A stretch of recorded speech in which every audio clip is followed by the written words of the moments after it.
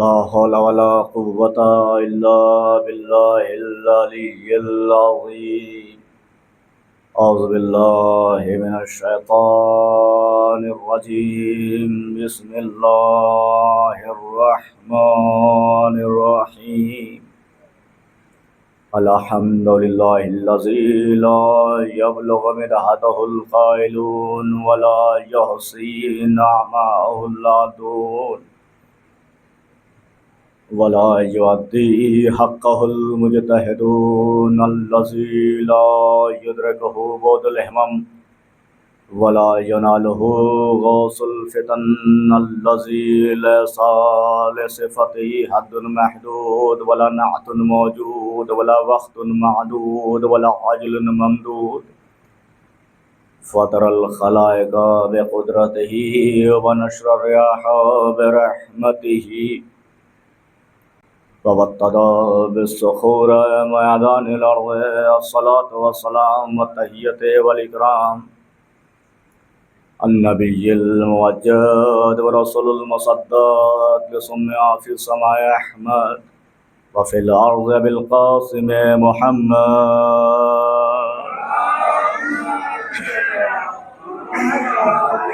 وعلى أهل بيته الطيبين الطاهرين المعصومين المنتخبين المنتجبين وعذب الله عنهم الرجس وطهرهم تطهيرا.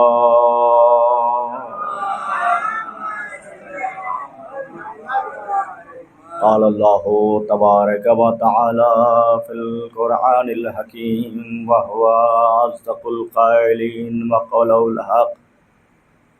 بسم الله الرحمن الرحيم. يا أيها الرسول بلغ ما أنزل إليك من ربك وإن لم تفعل فما بلغت رسالته والله يعصمك من الناس.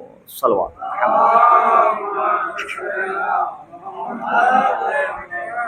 گزارش ہے مرتبہ سورہ الحمد اور 3 مرتبہ سورہ توحید کی تلاوت فرما کر ملکہ بیگم بنت مختار امام مرحوم کی روح کو اصال کریں.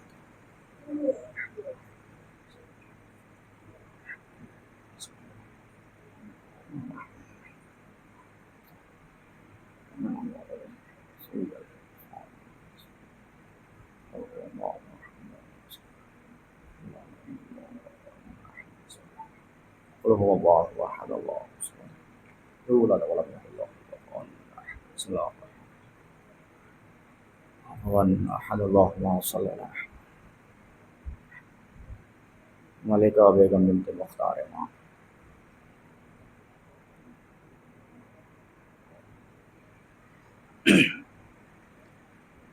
حضرات ذوالوقار محبان علی اطہار اور شیعان حیدر کرار، کوشش رہے گی کہ محدود وقت میں گفتگو کو مکمل کر دی جائے. قرآن کریم فرقان حمید مسلسل گفتگو ہو رہی ہے، اور جو بھی گفتگو ہوتی ہے یا تو قرآن کی آیت کے ذریعے ہوتی ہے یا معصومین کی احادیث کے روشنی میں ہوتی ہے، کیونکہ ممبر پہ آنے والے کا حق ہی یہی ہے یا تو وہ قرآن کی بات کرے یا اہل بیت کی بات کرے، کیونکہ نبی نے جو سنت ہمیں دیا ہے وہ یہی دیا ہے. یا تو نبی نے ممبر سے قرآن پڑھا ہے یا اسی ممبر سے اہل بیت کے فضائل بیان کیے ہیں. رسول اللہ نے اپنی پوری زندگی میں ممبر سے بس 2 ہی کام کیا، یا تو توحید پہنچایا ہے یا ولایت پہنچائی ہے. ان دونوں کے علاوہ رسول اللہ نے کچھ بھی اس ممبر سے نہیں کیا. یا تو اللہ کی توحید پہنچائی ہے یا اہل بیت کی ولایت پہنچائی ہے. یعنی اللہ کی توحید یعنی تمام ارکان جو ہم پر واجب ہیں رسول اللہ نے تمام چیزوں کو پہنچایا. اس کے بعد اہل بیت کی حدیثیں ہم تک پہنچائی تاکہ دین مکمل رہے. ایسا نہ ہو کہ لوگ اللہ کو پکڑ لیں لیکن اہل بیت کو بھول جائیں. لہٰذا رسول اللہ نے پورا انتظام کیا، اور اس آیت کو جو میں نے عنوان بنایا ہے وہ تمہیداً میں نے اس آیت کے لیے تمہیداً اٹھائی ہے کہ مولا کائنات کہ ذات گرامی وہ ذات ہے کہ آپ دیکھیں کہ ملت مسلمہ ہمیشہ یہی کہتی ہے کہ تبلیغ کیجئے، تبلیغ کیجئے، تبلیغ کیجئے۔ بھائی جماعت نکلی ہوئی ہے تبلیغ کرنے کے لیے، جماعت کہاں جا رہی ہے؟ کہا صاحب یہ تبلیغ کرنے کے لیے جا رہی ہے۔ تبلیغ کون سی تبلیغ کرنے کے لیے جا رہی ہے؟ تو کہتے ہوئے نظر آئیں گے کہ اللہ کی الوہیت کی تبلیغ کرنے کے لیے نکلی ہوئی ہے، یعنی توحید بتانے کے لیے، نماز بتانے کے لیے، روزہ بتانے کے لیے، حج بتانے کے لیے، زکوٰۃ بتانے کے لیے یہ تبلیغی جماعت اس لیے نکلی ہوئی ہے کہ لوگوں کو نماز بتا دیا جائے۔ لیکن عزادارو، قرآن کیا کہہ رہا ہے اس تبلیغ کے بارے میں؟ کیا تبلیغ کرنا نماز پہنچا دینا ہے؟ تبلیغ کرنا روزہ پہنچا دینا ہے؟ تبلیغ کرنا حج پہنچا دینا ہے؟ یا تبلیغ کے کوئی اور معنی ہیں؟ دیکھیے قرآن میں جو سب سے پہلا لفظ تبلیغ آیا اور ایک مرتبہ آیا ہے لفظ تبلیغ، یا ایھا الرسول بلغ، بلغ کہتے ہیں، بلغ سے بنا ہے تبلیغ، پہنچانا۔ یا ایھا الرسول بلغ، اے رسول پہنچا دیجئے، ما انزل الیک من ربک، جو آپ کے رب کی طرف سے نازل کیا جا چکا ہے۔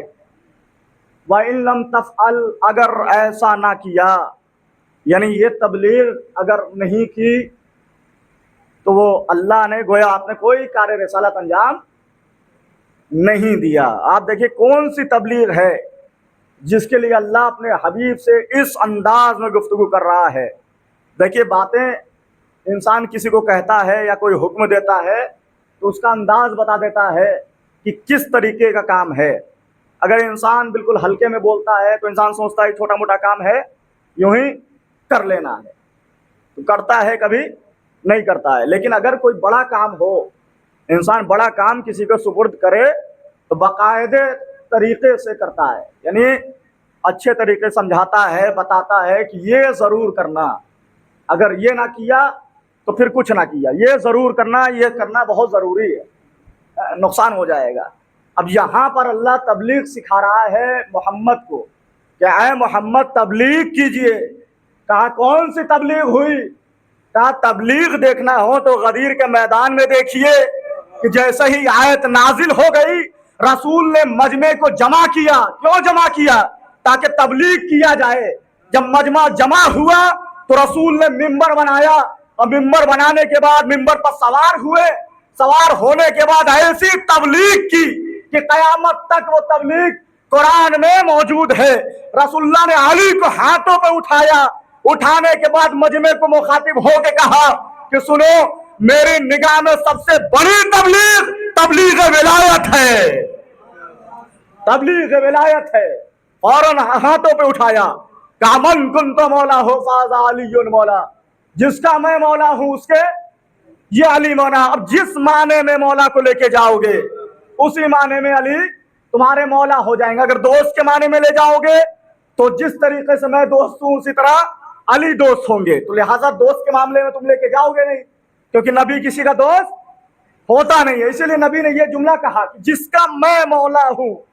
رسول چاہتے تو یہ کہہ دیتے کہ علی تمام لوگوں کے آج سے مولا ہو گئے، لیکن نبی نے کہا کہ جس کا میں مولا ہوں اس کے یہ علی مولا ہیں۔ دیکھیے تمام چیزوں پر آپ ہاتھ کو کھینچ لیجئے گا، لیکن ولایت علی وہ چیز ہے کہ انسان کبھی بھی اس معاملے میں ہاتھ نہ کھینچے، کیونکہ ولایت علی آپ دیکھیں قرآن نے بھی مولا کی ولایت کو بتایا ہے تو نام نہیں بتایا، صفات بتائی ہے۔ بھائی قرآن میں جہاں جہاں آیت ولایت پڑھیے کہیں بھی علی کا نام نہیں لیا، صفات بتائی۔ کیوں صفات بتائی؟ آج سنیے، آج تھوڑا موڈ بن رہا ہے کہ خبر آپ کو سنایا جائے۔ ایک صلوات پڑھیں محمد والے محمد پر۔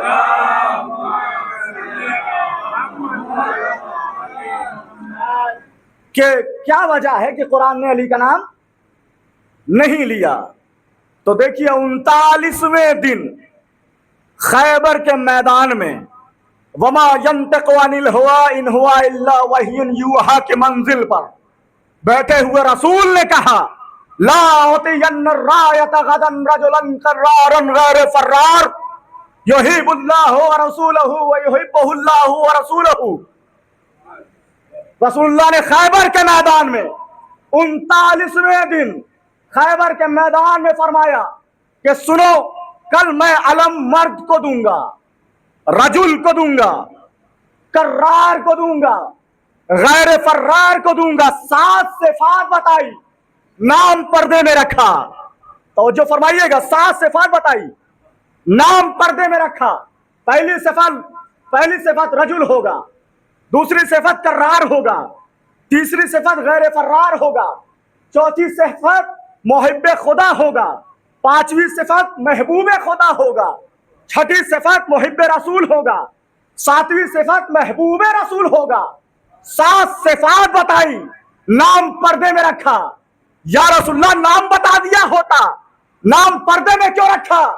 کہا نام پردے میں اس لیے رکھا تاکہ ایمان کا امتحان ہو سکے کہ صفت کو دیکھ کر موصوف تک کون پہنچتا ہے.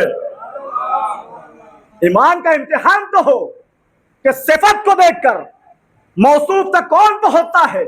7 صفات بتائی، نام پردے میں رکھا. کیا کہا؟ کل علم مرد کو دوں گا. میں کہوں گا یا رسول اللہ ارے 39 دن تک علم مرد ہی کو دے رہے تھے.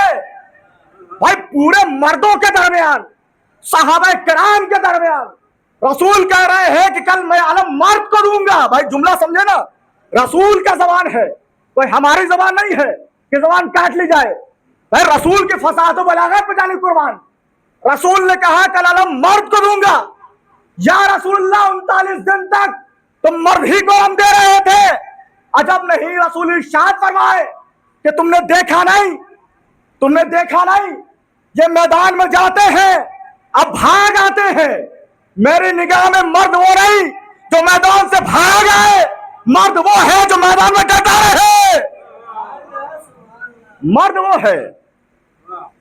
نگاہ رسالت میں لمبی داڑھی ہو جانے کو مرد نہیں کہتے. نگاہ رسالت میں مرد اسے کہتے ہیں جو ڈٹ کر مقابلہ کرتا ہوا نظر آتا ہے. کیا کہا؟ کل میں علم مرد کو دوں گا. اچھا، رات بھر لوگ جاگتے رہے علم کی تمنا میں.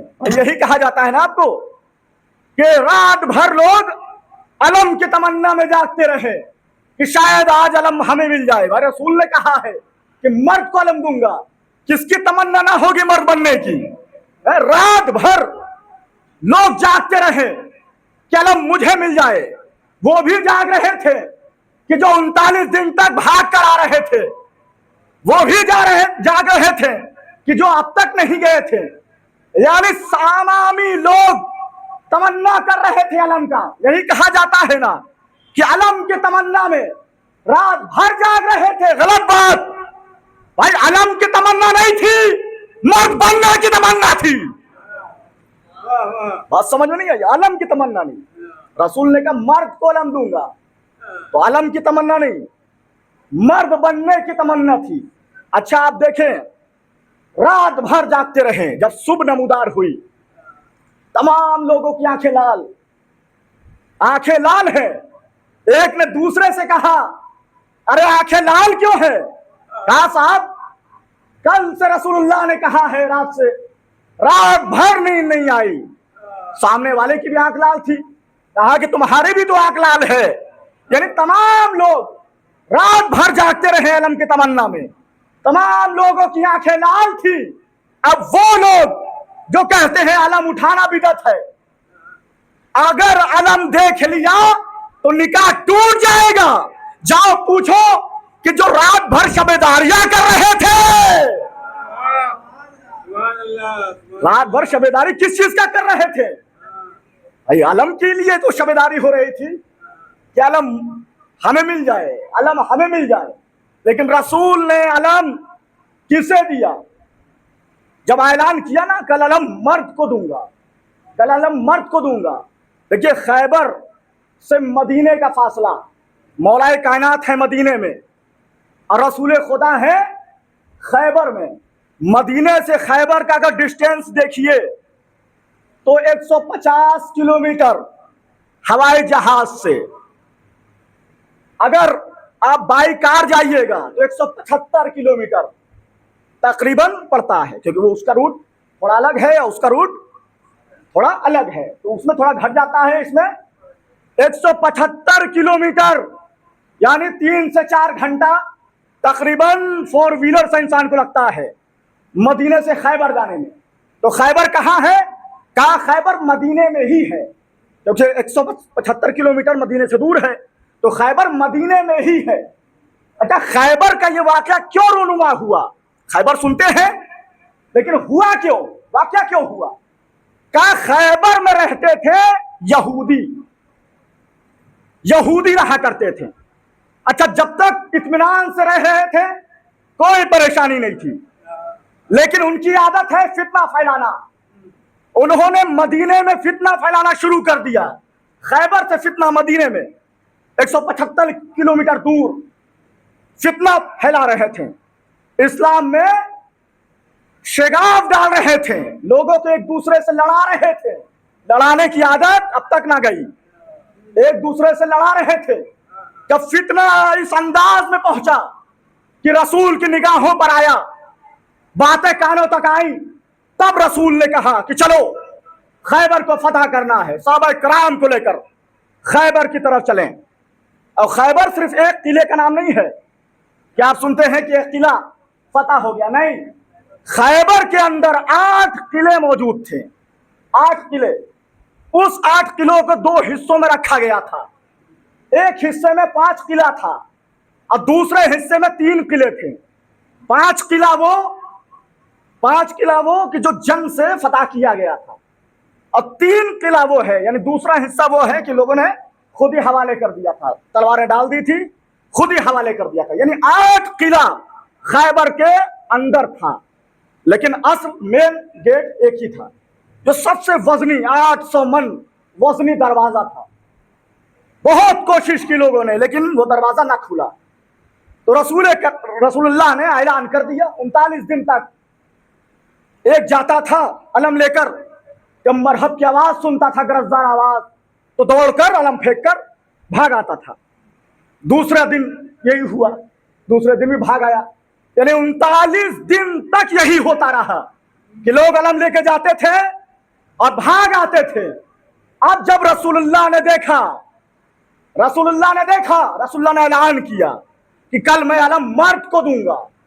और जब ऐलान के रात भर लोग अलम की तमन्ना में बसर कर दी लोगों ने पूरी रात। जब सुबह नमूदार हुई, अब तारीख ने लिखा कि रसूल अरबी ने सलमान को कहा, सलमान जाओ मदीने की गलियों में, मदीने की राहों में नजरें जमा कर बैठ जाओ। जनाबे सलमान गए, मदीने की गलियों में नजरें जमा कर बैठे हुए हैं। और उसके बाद फिर रसूल ने यह काम किया कि रसूल ने अली को पुकारा। रसूल ने कहा, नादे अलीयन मज़हरल अजाइब, ऐ अजाइब के मज़हर। अल्लाह ने कहा है क्या है मेरे हबीब, पुकार जो अजाइब का मज़हर है। तजिद हो अल्लाह का फिन्नवाइब, तजिद हो अल्लाह का फिन्नवाइब, ये तमाम मुश्किलों को हल कर देगा। हम्मिम व गम्मिम सायंजलि, चाहे तुम गम ज़दा ही क्यों ना हो, तमाम मुश्किलों को हल कर देगा। अब जैसे ही नादे अली रसूलुल्लाह ने पढ़ी, पहली नादे अली रसूलुल्लाह ने पढ़ी। अली है मदीने में, फासला बता चुका हूं, तवज्जो रखिएगा। अली है मदीने में, जैसे ही नादे अली की आवाज, रसूलुल्लाह की आवाज अली के कानों में पड़ी, अली ने मुसल्ला समेटा। अब दूसरी नादे अली रसूलुल्लाह ने पढ़ी, अली ने कंबर को बुलाया, कंबर इधर आओ। अब इसको शेर में ढाला गया है कि कंबर को दी सदा कि मेरा राहवार ला, कंबर को दी सदा कि मेरा राहवार ला, भाई बुला रहे हैं मेरी जुल्फ़िकार ला।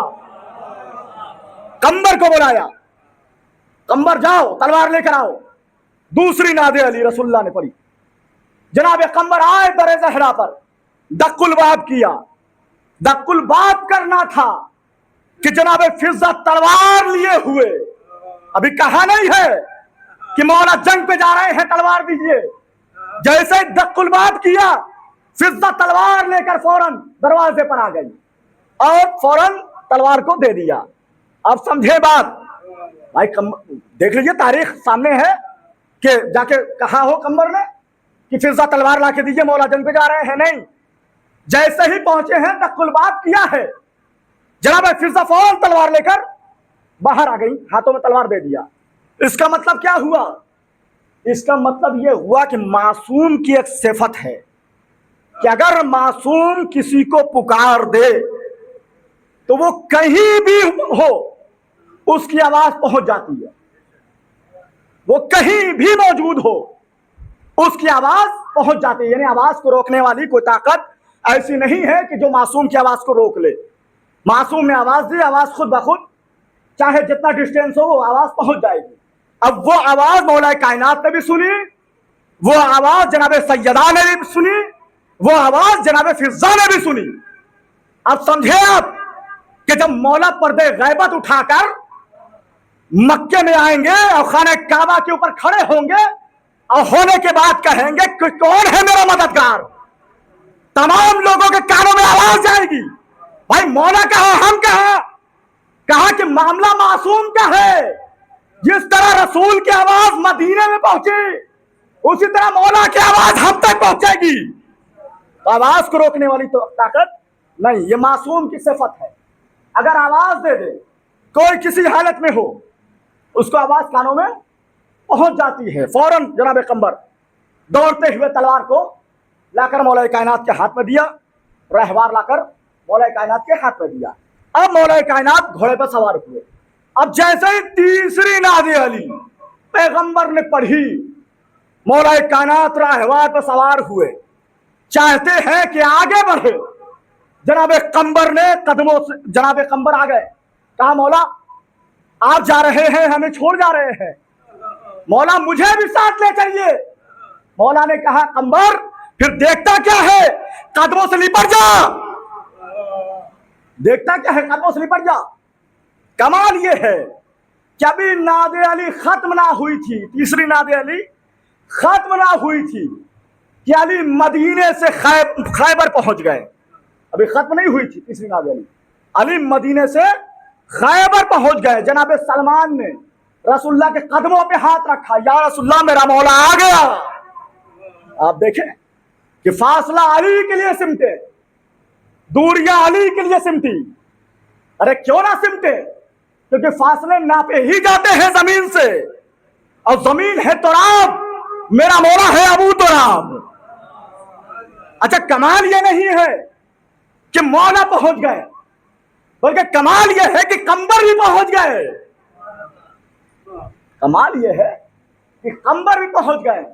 اب مولا نے سمجھایا کہ سنو، اگر چاہتے ہو کہ اسی طرح علی کے ساتھ وہاں پہنچو جہاں علی رہتے ہیں تو کچھ دیکھنا نہیں، قمر بن کر علی کے قدموں سے لپٹ جانا، مستقبل نہ دیکھنا۔ علی نے پیغام دیا۔ کمال یہ ہے کہ علی نہیں بلکہ قمر بھی پہنچے، اور جیسے ہی پہنچے ہیں رسول اللہ کے پاس تو مولا کائنات نے کہا کہ یا رسول اللہ کب تک لڑوں؟ تو رسول اللہ نے کہا کہ جب تک اللہ تمہارے دونوں ہاتھوں پر فتح نہ دے دے اس وقت تک لڑتے رہو۔ اب یہ جملہ سننا تھا۔ اب مولا کائنات نے تلوار لی اور لینے کے بعد گھوڑے پر سوار ہوئے، خیبر کی طرف آگے بڑھے۔ جیسے ہی پہنچے ہیں دروازے پر، مرحب اسی انداز میں سینہ چوڑا کرتے ہوئے خیبر سے باہر آیا، دروازے کے باہر آیا، اور آنے کے بعد اس نے رجس پڑھا، اور رجس یہ پڑھا کہ میری ماں نے میرا نام مرحب رکھا ہے۔ اچھا جب یہ رجس پڑھا تو مولا کیوں خاموش رہتے ہیں؟ بھائی ہر میدان میں، کوئی بھی میدان ہو مولا کا، کبھی بھی مولا نے اپنی ماں کا نام نہیں لیا ہے، کہیں بھی میرے مولا نے اپنی ماں کا نام نہیں لیا۔ یہ واحد خیبر کا میدان ہے کہ جہاں مولا کائنات کہہ رہے ہیں کہ میری ماں نے میرا نام حیدر رکھا ہے۔ جب یہ حیدر لفظ حیدر سنا، حیدر نام سنا تو مرحب واپس ہوا۔ کسی نے مرحب سے کہا کہ واپس کیوں جا رہے ہو؟ کہا کہ ارے جب میں جوان تھا تو میں نے ایک خواب دیکھا تھا۔ خواب یہ دیکھا تھا کہ ایک شیر ہے جو میرے سینے پہ چڑھ کر میرے سینے کو پھاڑ رہا ہے، میرے سینے کو پھاڑ رہا ہے۔ تو میں نے یہ خواب اپنی ماں سے بتایا کہ ہے اماں، میں نے یہ خواب دیکھا کہ شیر میرے سینے پہ چڑھ کر میرے سینے کو پھاڑ رہا ہے۔ تو ماں نے کہا تھا کہ بیٹا کبھی بھی حیدر نامی شخص سے نہ لڑنا۔ حیدر کہتے ہی شیر کو ہیں، کبھی حیدر نامی شخص سے نہ لڑنا۔ اچھا، جیسے ہی واپس جا رہا تھا اس شخص نے کہا، پھر پلٹا۔ شیطان نے وسوسہ کیا کہ اور نام ہوتے ہیں، ضروری تھوڑی ہے کہ یہی حیدر نام کی یہی ایک ہو۔ واپس آیا، مولا کائنات نے آپشن دیا، کہا کہ یا تو واپس چلا جا۔ کہا کہ نہیں، واپس نہیں جاؤں گا، اس لیے اگر واپس چلا گیا تو لوگ ہم پر ہنسیں گے، تو واپس نہیں جا سکتا۔ دوسرا موقع دیا، کہا کہ اسلام لے آ، کلمہ پڑھ لے۔ کہا کہ نہیں، اسلام نہیں لا سکتا، اسلام بھی نہیں لایا۔ پھر کہا کہ ٹھیک ہے، تب آ، ایک ایک ہاتھ کر لے، لڑ لے۔ اب جب لڑنے کی باری آئی تو مرحب نے وار کیا۔ مولا پہلے وار نہیں کرتے ہیں کسی بھی میدان میں، کہتے وار کر۔ اب جیسے ہی مرحب نے وار کیا، علی نے مرحب کے وار کو کاٹا۔ جب مرحب کے وار کو کاٹا، اب علی کی باری تھی۔ اب علی نے جیسے ہی وار مرحب کے اوپر کیا، اب تاریخ نے لکھا کہ ایک ہاتھ میں مرحب کا سر اور دوسرے ہاتھ میں در خیبر۔ اب سمجھے آپ کہ رسول نے کہا تھا کہ دونوں ہاتھوں پہ جب تک اللہ فتح نصیب نہ کر دے اس وقت تک لڑنا۔ ایک ہاتھ میں مرحب کا سر، دوسرے ہاتھ میں در خیبر۔ جب مولا نے اٹھایا تو ایک آواز گونجی، حیدر حیدر حیدر، ایک آواز وہاں گونجتی ہوئی نظر آئی۔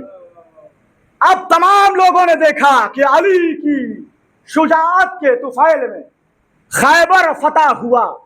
اچھا، خیبر کے ادھر خندق کھدی ہوئی تھی۔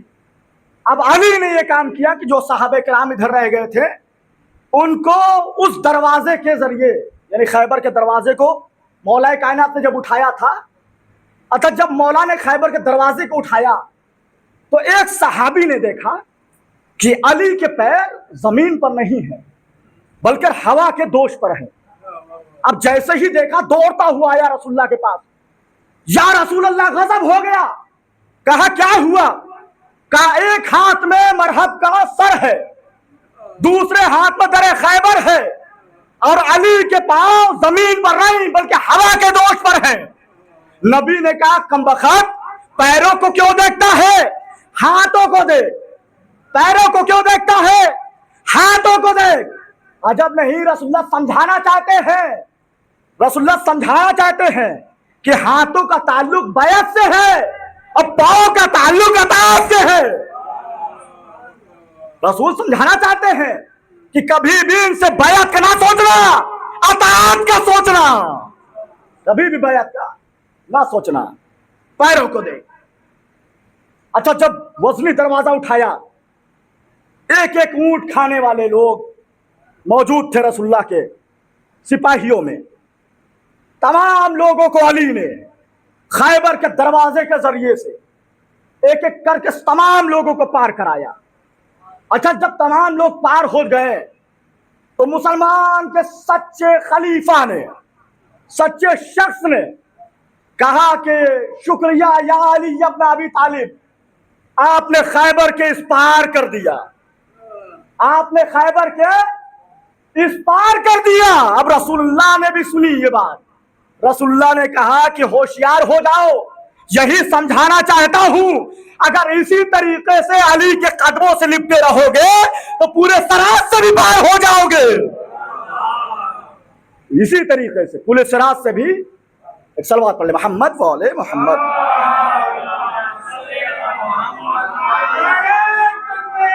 اللہ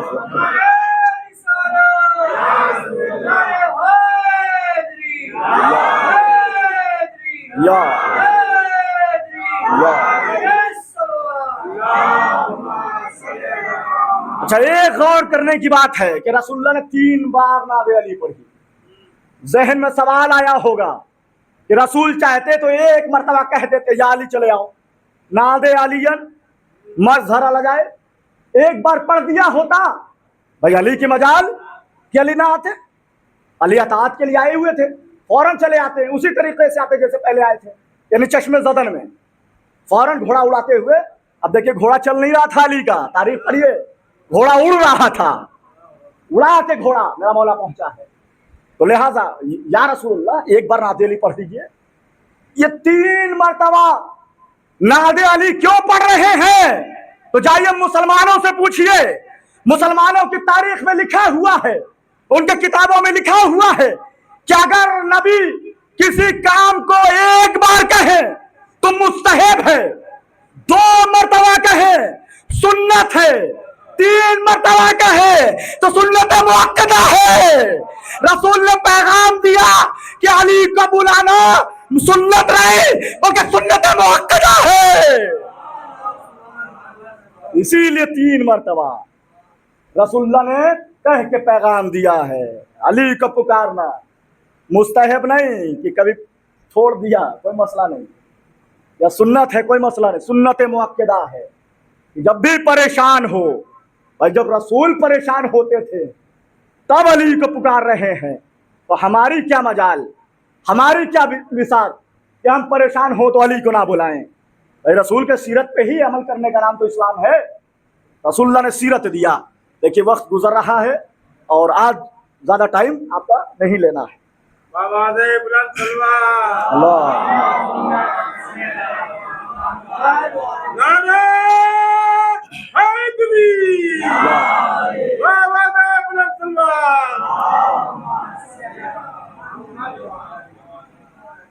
اب جو خیبر کے میدان کو فتح مولا علی نے کیا, اب جو مال غنیمت تقسیم کرنے کی باری آئی, تو تمام تاریخ گواہ ہے, چاہے سنی کی ہو چاہے شیعہ کی ہو, تمام تاریخ گواہ ہیں کہ رسول اللہ نے سب کو ایک حصہ دیا, علی کو 2 حصہ دیا. تمام صحابہ کرام کو رسول اللہ نے ایک حصہ دیا, علی کو 2 حصہ دیا. اور کوئی بھی ایسا نہ تھا جو یہ کہتا کہ یا رسول اللہ ہمیں 1 کیوں دیا, علی کو 2 کیوں دیا. بھائی ہم بھی تو 39 دن تک علم لے کے ہی جا رہے تھے, علی کو 2 دیا ہمیں 1 دیا, ایسا کیوں کیا؟ کوئی صحابہ کرام نے وہاں پر یہ جملہ نہ کہا, کیونکہ مسئلے سے واقف تھے کہ مرد کا حصہ عورتوں سے دگنا ہوتا ہے.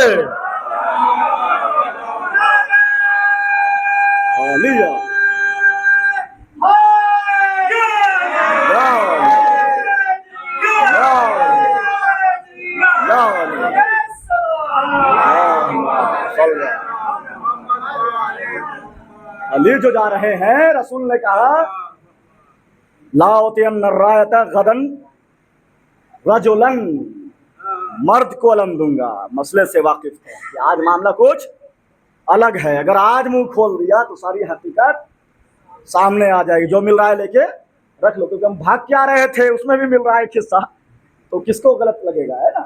تو اس عوض میں اچھا اب ایک آخری بات, اس کے بعد ربط مصائب لے رہا ہوں.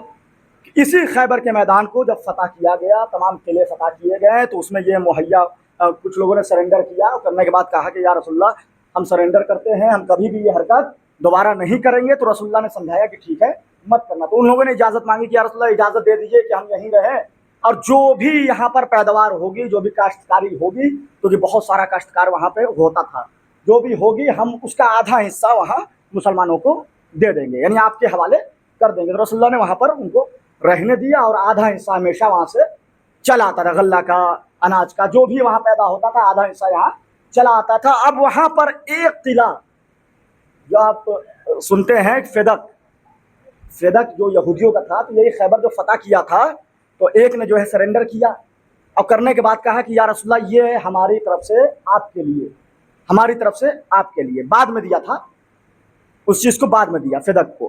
تو اب فیدق پہ کسی کا حق تو رہا نہیں, اس لیے کہ مال غنیمت نہیں ہے, کوئی جنگ سے وہ लिया नहीं गया है, उन्होंने खुद ही जो है रसूलुल्लाह के हवाले बाद में कर दिया कि या रसूलुल्लाह ये मेरी तरफ से आपके लिए। अब जब खुद ही हवाले किया तो उस फिदक को रसूलुल्लाह ने अपनी बेटी को इनाम के तौर पर दे दिया।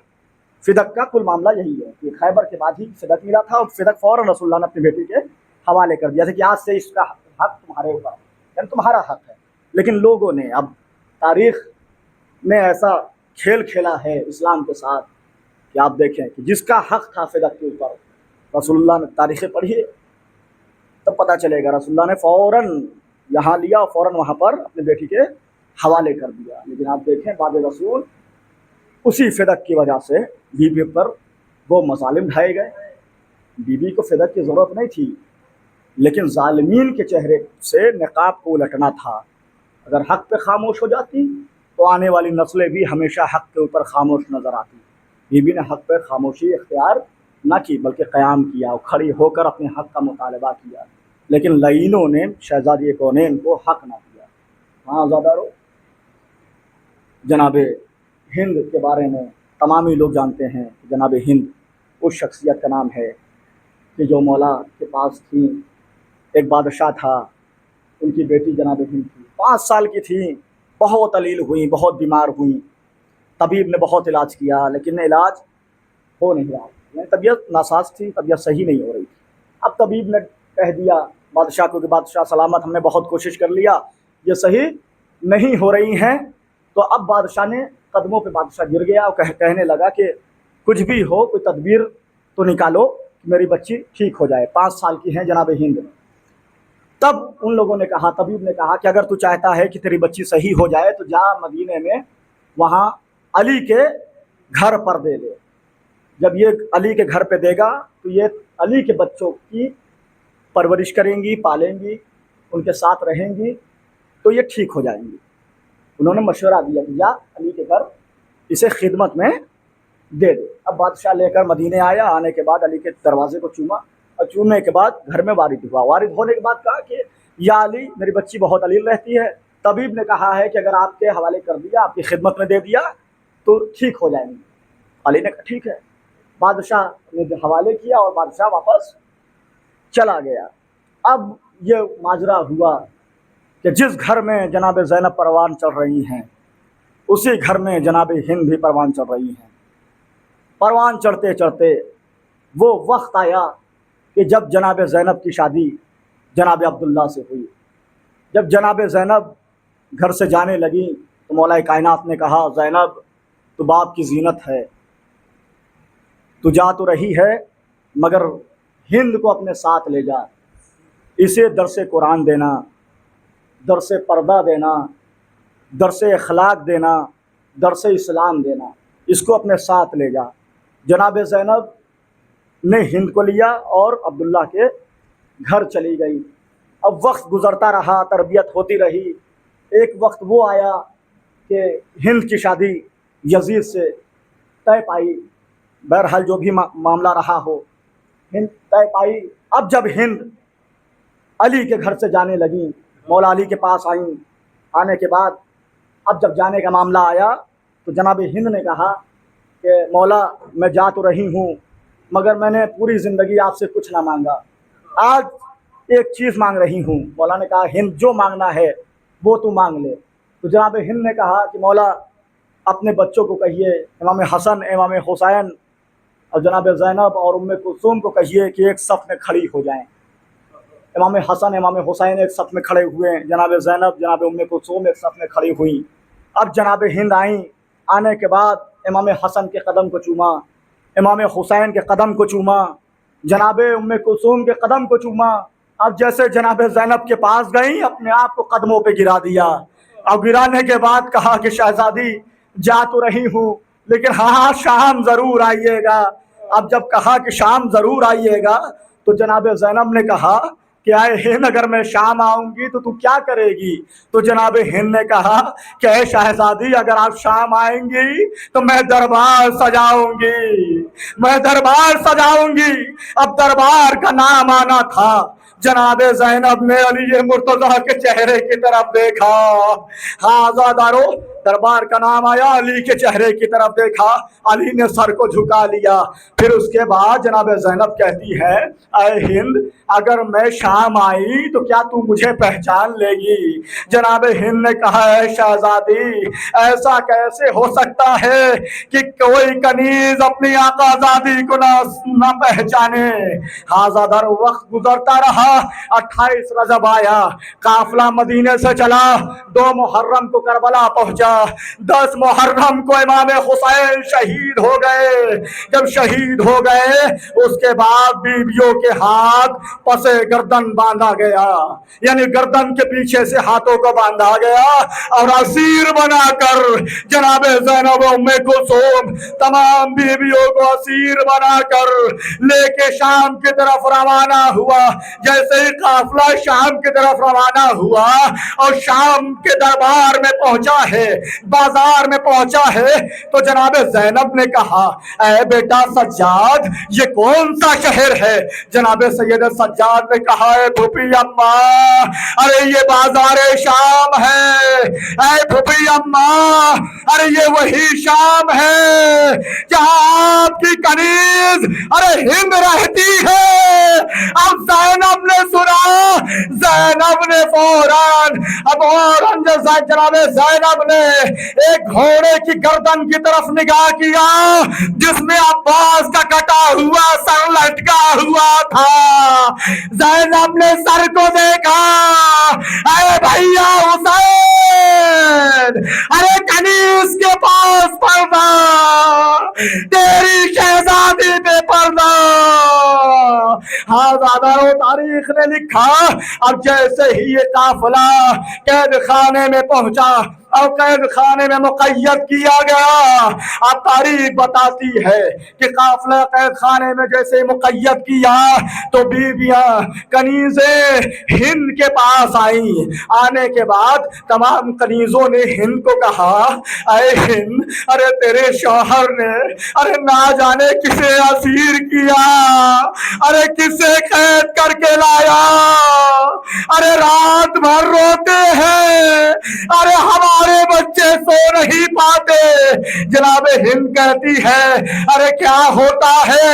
تو کنیزیں کہتی ہے اے ہند ارے اس میں ایک بچی ہے ارے جو شام میں ارے قید خانے کے پاس زندان کے پاس آتی ہے، اور آنے کے بعد جب پرندوں کو اڑتا ہوا دیکھتی ہے اور واپس گھر جاتا ہوا دیکھتی ہے تو اپنے بھائی سے پوچھتی ہے اے بھائی یہ پرندے کہاں جا رہے ہیں؟ تو بھائی کہتا ہے اے بہن ارے یہ پرندے اپنے گھر جا رہے ہیں۔ تو سکینہ کہتی ہے اے بھائی ارے ہم کب وطن جائیں گے؟ ارے بھائی کہتا ہے اے بہن سکینہ ارے ہم جائیں گے مگر تو نہ جائے گی۔ تو وہ بچی تڑپ تڑپ کر رونے لگتی ہے اور ہاں ہند ارے خاتون ہے ارے وہ جب قرآن کی تلاوت کرتی ہے، قرآن کی تلاوت کرتی ہے تو ہمارے آنکھوں سے آنسو آنے لگتا ہے، نہ جانے کیسی کشش ہے ارے اس کی آواز میں کہ آنکھوں سے آنسو نمودار ہو جاتا ہے۔ اس کے بعد کہا ہے ہند اور اس میں ایک لاغر رہتا ہے جس کے ہاتھوں میں ہتھکڑیاں ہیں، پیروں میں بیڑیاں ہیں، گلے میں خاردار توق ہے، وہ ہمیشہ نماز پڑھتا رہتا ہے۔ ارے اس کے ہتھکڑیوں کی آوازیں ارے بچوں کو سونے نہیں دیتی۔ اجرکم اللہ۔ اب جیسے ہی ہند نے سنا، سننے کے بعد کہا کہ منادی کرو، قید خانے میں بتاؤ کہ میں آ رہی ہوں۔ اب کنیزیں گئی، جانے کے بعد قید خانے میں منادی دیا گیا کہ ہند آ رہی ہے، ہند آ رہی ہے۔ ارے چاندی کی کرسی قید خانے میں لگائی گئی۔ اب جناب زینب نے کہا اے کنیز ارے کون آ رہا ہے؟ کہا کہ ہمارے شہر शहजादी अरे हिंद आ रही है। और जैसे ही सुना अरे सरों को झुका लिया, बालों से पर्दा कर लिया। अब जैसे ही हिंद आई, हिंद आने के बाद जनाब हिंद ने जनाब ज़ैनब से कहा कि ऐ कनीज, आप कौन हैं, आप कहाँ से आई हैं, आपका नाम क्या है। जब ये जुमला जनाब ज़ैनब ने सुना, जनाब ज़ैनब ने कहा कि हमारा नाम असीरा है। अब दोबारा नाम पूछा कि हाँ हाँ तुम असीर हो, लेकिन नाम क्या है। जनाब ज़ैनब ने कहा कि हमारा नाम मजलूमा है।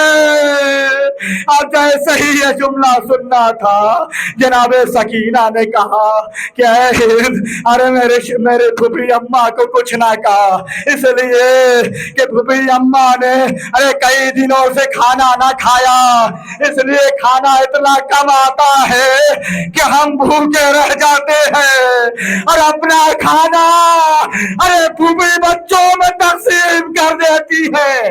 अरे इनसे ना पूछ, जो सवाल करना है मुझसे सवाल कर। जनाब हिंद ने कहा है बच्ची ये बताओ तुम कहाँ से हो। जनाब सकीना ने कहा ऐ हिंद, हम मदीने मनव्वरा से है, मदीने का नाम सुनना था। जनाब हिंद ने कहा कि मदीने में किस मोहल्ले से हो। जनाब सकीना ने कहा कि मोहल्ले बड़े हाशिम से है। कहा मोहल्ले बड़े हाशिम में किस कबीले से हो, तुम्हारा घर कहाँ है। जनाब सकीना ने कहा अरे मस्जिद नबवी का साया जब सूरज गुरूब होता है तो मस्जिद नबवी का साया अरे हमारे घर पे आता है। कहा अच्छा तुम्हारे घर पे आता है तो तुम तो हुसैन को जानती होगी। अब हुसैन का नाम आ रहा था। सकीना ने कहा अरे हमसे बेहतर अरे कौन जानता होगा। अजरकम अल्लाह। जैसे ही ये जुमला कहना था उसके बाद जनाब हिंद ने कहा अरे मदीने में मेरा आका हुसैन रहता है, मेरा आका हुसैन रहता है। सुना है कि उनके यहाँ एक बच्चा पैदा हुआ है अरे जिसका नाम अली असगर है। अरे मैंने झूला बनाया है, मैंने कपड़े तैयार किए हैं कि जब मदीने जाओ तो झूला झुलाओ, दुआ करो कि मैं जल्दी मदीने चला जाऊं। वहां मेरी एक शहजादी रहती है जिनका नाम ज़ैनब है, बहुत दिन हो गया दीदार किए हुए।